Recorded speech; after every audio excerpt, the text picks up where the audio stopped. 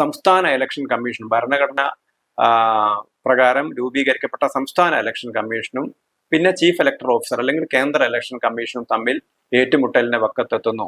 അതുപോലെ തന്നെ election commission നിശ്ചയിച്ച, സംസ്ഥാന ഇലക്ഷൻ കമ്മീഷൻ നിശ്ചയിച്ച ആളുകളെ തന്നെ കേന്ദ്ര ഇലക്ഷൻ കമ്മീഷൻ നിശ്ചയിക്കുന്നു, അതുകൊണ്ട് പ്രവർത്തനം അവതാളത്തിലാവുന്നു എന്ന് തുടങ്ങിയ വാർത്തകളാണ് അവർ കൊടുക്കുന്നത്. അപ്പൊ ഇത് തികച്ചും SIR എന്ന് പറയുന്ന ഒരു പ്രക്രിയ ഇപ്പൊ വന്നതാണ്. ആ SIRന് വേണ്ടി ഇവർക്ക് BLOമാരെ ആവശ്യം ഉണ്ടാവും. അപ്പം കേരളത്തിൽ 5 ലക്ഷത്തോളം സർക്കാർ ജീവനക്കാരുണ്ട്.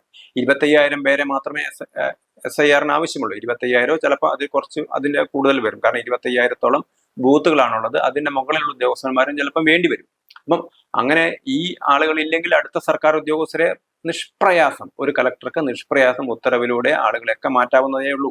അപ്പം അങ്ങനെ ഒരു വിഷയത്തെ സങ്കീർണമാക്കിയിട്ട് SIR കേരളത്തിലും കുഴപ്പമാണ് എന്ന് വരുത്തി തീർക്കാനുള്ള ഒരു ഗൂഢാലോചന, അതായത് കോൺഗ്രസിന്റെ രാഷ്ട്രീയ ഗൂഢാലോചന ഭാഗമായിട്ട് മനോരമയും നടത്തുന്നുണ്ടോ എന്നാണ് ഇന്നത്തെ മനോരമ പത്രം കാണുമ്പോൾ നമുക്ക് മനസ്സിലാവുന്നത്.